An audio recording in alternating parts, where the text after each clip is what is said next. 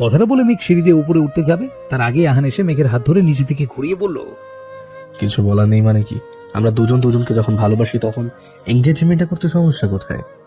আহানের কথা শুনে মেঘ না বোঝার ভান করে বলল, দুজন দুজনকে ভালোবাসি মানে? আপনি আমাকে ভালোবাসতেই পারেন, বাট আমি আপনাকে ভালোবাসি না। মেঘের কথা শুনে আহান ওর হাত ছেড়ে দিয়ে 2 কদম পিছিয়ে গেল। তারপর আহত কণ্ঠে বলল, মেঘ, তুমি তো আমাকে বলেছিলে যে তুমি আমাকে ভালোবাসো, তাহলে এখন এসব কেন বলছো?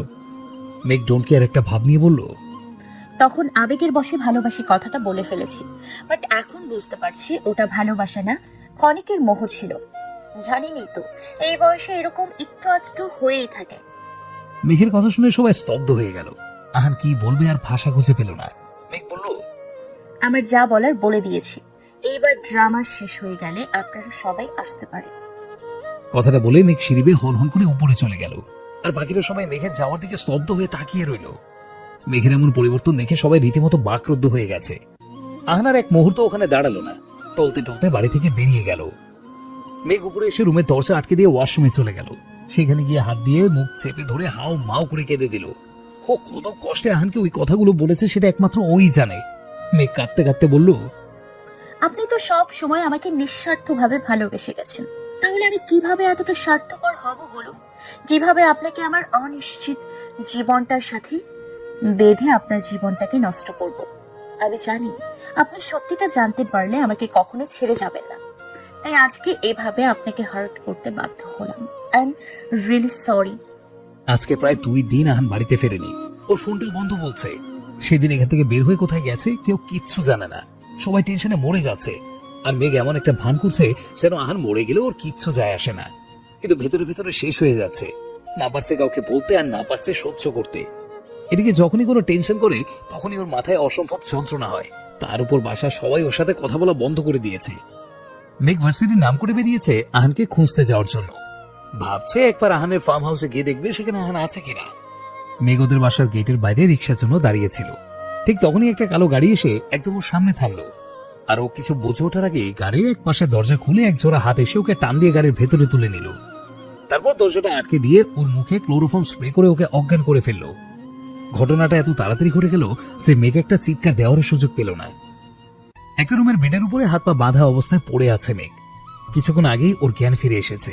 হুঁশ আসার পর চোখ খুলে তাকিয়ে দেখলো চারপাশে সবকিছু একদম অন্ধকার। ও একটু নড়ার চেষ্টা করতে অনুভব করলো ওর হাত পা শক্ত করে বাঁধা। চিৎকার করতে যাবে তখনই বুঝতে পারলো মুখটাও বেঁধে রেখেছে। মেঘ সারা পাওয়ার জন্য ছটফট করতে লাগলো। ওর দম আটকে আসছে। মাথায় প্রচন্ড পরিমাণ যন্ত্রণা শুরু হয়েছে। চোখ দুটো ঝাপসা হয়ে যাচ্ছে। মেঘ অনেকক্ষণ ছটফট করতে করতে ক্লান্ত হয়ে চুপ করে রইল। ওর চোখ দিয়ে নিঃশব্দে পানি গড়িয়ে পড়ছে। ভয়ে ওর হাত পা ঠান্ডা হয়ে যাচ্ছে। কারা ওকে এখানে এইভাবে তুলে আনলো সেটাই ভেবে পাচ্ছে না। আচ্ছা, যারা ওকে এখানে এনেছে তাদের কোনো খারাপ উদ্দেশ্য নেই তো? তারা কি এখন ওকে মেরে ফেলবে, নাকি ওকে আটকে রেখে ওর পরিবারকে ব্ল্যাকমেইল করবে?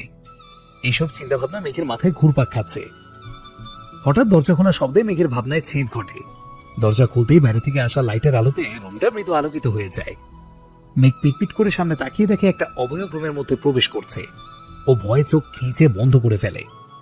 অবয়বটি রুমে ঢুকে সুইচ টিপে লাইট অন করে ধীরে ধীরে মেঘের দিকে এগিয়ে আসতে থাকে। মেঘ চোখ বন্ধ করা অবস্থাতেই বুঝতে পারছে সামনের ব্যক্তিটি ওর দিকে এগিয়ে আসছে। ব্যক্তিটি যত এক পা করে ওর দিকে এগুচ্ছে তত ও নিজেকে ভয়ে গুটিয়ে নিচ্ছে।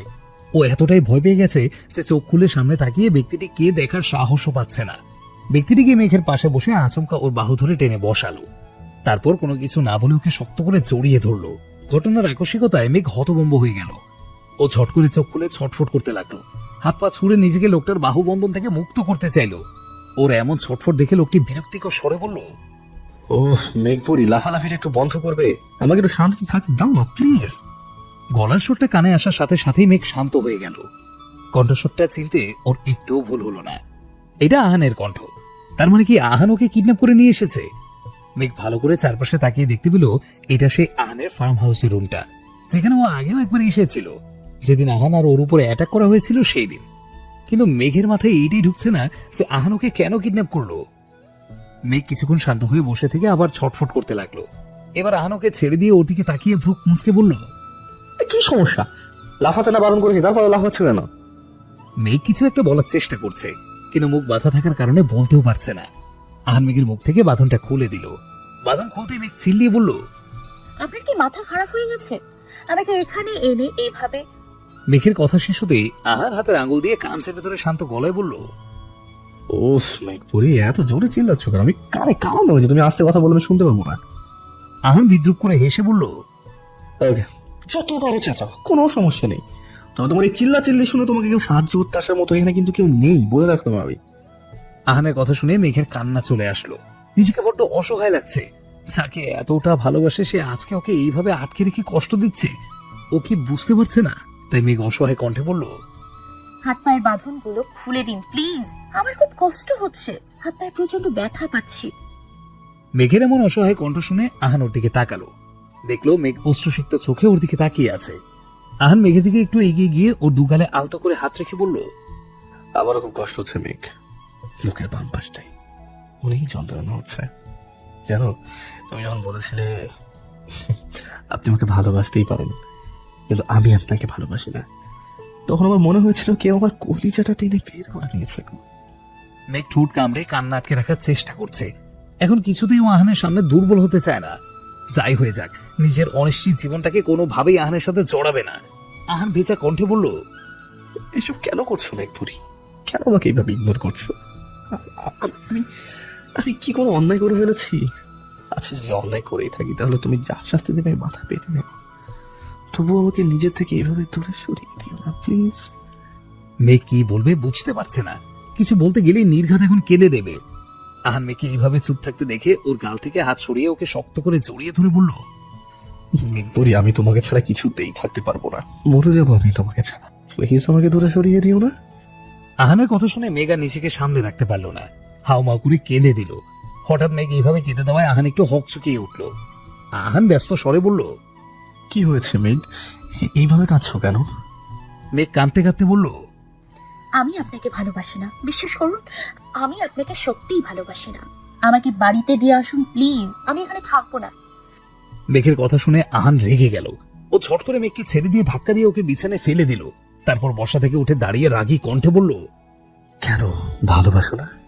কেন ভালোবাসো না? হ্যাঁ, কিসের কমতি আছে আমার মধ্যে? এতগুলো বছর ধরে নির্লজ্জের মতো তোমার পিছনে পড়ে আছি, আমার ভালোবাসার কোনো দাম নেই তোমার কাছে? এতগুলো বছর ধরে আমি হাজারটা মেয়েকে ইগনোর করেছি শুধুমাত্র তোমার জন্য।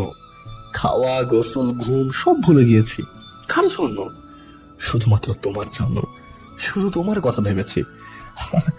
তুমি তুমি কত সহজে বলে দিলে যে তুমি আমার কখনো ভালোবাসোনি, সবকিছু শুধু ক্ষণিকের মোহ ছিল। কথাটা বলেই আহান বেডের পাশে থাকা ছোট্ট টেবিলটার উপরে একটা লাথি মারলো। লাথি মারার সাথে সাথে টেবিলটা কাত হয়ে ফ্লোরে পড়ে গেল। মেঘ ভয়ে পেছাতে পেছাতে বেডের অন্য পাশে গিয়ে নিজেকে একদম গুটিয়ে নিল। আহান মেঘকে ভয় পেতে দেখে নিজের রাগটাকে কন্ট্রোল করার চেষ্টা করলো। জোরে জোরে দুটো দম নিয়ে রুমের একটা সাইডে থাকা টি টেবিলের উপর থেকে এক গ্লাস পানি নিয়ে ঢকঢক করে খেয়ে ফেললো। মেঘ ভয়ের তো দৃষ্টিতে আহানের দিকে তাকিয়ে ওর কাজ দেখছে। আহান পানিটা খেয়ে জগ থেকে আরেক গ্লাস পানি ঢাললো। তারপর গ্লাসটা হাতে নিয়ে বেডের ওপরে উঠে মেঘের মুখের সামনে ধরলো। মেঘের ভীষণ পানির পিপাসা পেয়েছে, তাই ও ভীত দৃষ্টিতে একবার আহানের দিকে তাকিয়ে ধীরে ধীরে পুরো পানিটাই শেষ করে ফেললো। আহান বেড থেকে নেমে গ্লাসটা রেখে এসে বেডের এক কোনায় আবার বসে পড়লো। তারপর মেঘের দিকে তাকিয়ে নরম কণ্ঠে বলল, একটা স্টোরি শুনবে? আহানের কথা শুনে মেঘ ভ্রু কুঁচকে ওর দিকে তাকালো। এইভাবে হাত পা বেঁধে রেখেও যে কেউ স্টোরি শোনানোর কথা বলতে পারে সেইটা মেঘের জানা ছিল না। মেঘের কোনো রেসপন্স না পেয়ে আহান আলতো হেসে বলল, আচ্ছা শোনো তাহলে। আমরা তখন অনার্স সেকেন্ড ইয়ারের এক্সাম দিয়েছি সবে মাত্র। বাসায় বসে আমি, হিয়ান, রিয়ান, অভি ভীষণ বোর হচ্ছিলাম, তাই ভাবলাম বাইরে কোথাও গিয়ে একটু ঘুরে আসবো। কিন্তু কথাটা বাড়ির লোকেদের জানাতেই সবাই সাফ সাফ মুখের ওপরে মানা করে দিয়েছিল। সবাই এমন ভাবে রিয়াক্ট করেছিল যেন আমরা ঘুরতে যাওয়ার কথা না, বিয়ে করার কথা বলেছি। পরে আমরা চারজন মিলে প্ল্যান করলাম আমরা বাড়ি থেকে পালিয়ে তারপর ঘুরতে যাব। প্ল্যান মাফিক রাতের অন্ধকারে আমরা আমাদের বাবাদের আলমারি থেকে টাকা চুরি করে পালিয়েও ছিলাম। আহানের কথা শুনে মেঘের মুখটা হা হয়ে গেল। ও বিশ্বাসই করতে পারছে না যে আহান টাকা চুরি করে তারপর বাসা থেকে পালিয়ে ঘুরতে গিয়েছিল। মেঘকে ওইভাবে হা করে তাকিয়ে থাকতে দেখে আহান মিষ্টি একটা হাসি দিয়ে আবারও বলা শুরু করলো, আমরা চারজন মিলে ঘুরতে সিলেট চলে গেলাম। ওটাই আমাদের কোনো গার্ড ছাড়া ফার্স্ট হচ্ছিল। তো ফার্স্ট দিন ট্রেন থেকে নেমে আমরা সোজা রিসর্টে চলে গিয়েছিলাম। সেখানে গিয়ে রুম বুক করলাম, তারপরে একটু ঘুরে রেস্ট নিয়ে দুপুরে লাঞ্চ করে আবারও ঘুরতে বের হলাম। তবে আমরা চারজনে হুডি আর মাস্ক দিয়ে নিজেদের ফেস হাইড করে তারপর বের হয়েছিলাম, বিকজ কলেজ আর ভার্সিটি লাইফে আমরা রাজনীতি জড়িয়ে গিয়েছিলাম। ঝগড়া মারামারি করা আমাদের প্রতিদিনের রুটিন হয়ে গিয়েছিল, আর শত্রুর অভাব ছিল না। মেঘ মনোযোগ সহকারে আহানের কথাগুলো শুনছে। আহান বলল, আমি সাথে করে ক্যামেরা নিয়ে গিয়েছিলাম চারপাশের সুন্দর প্রকৃতির দৃশ্যগুলো ক্যামেরায় ক্যাপচার করার জন্য। ফটো তুলতে তুলতে যে কখন হিয়ানদের থেকে আলাদা হয়ে রোডের মাঝে চলে এসেছিলাম টেরই পাইনি। ওরাও ওদের মতো জায়গাটা ঘুরে ঘুরে দেখছিল, তাই আমাদেরকে কারোরই খেয়াল ছিল না।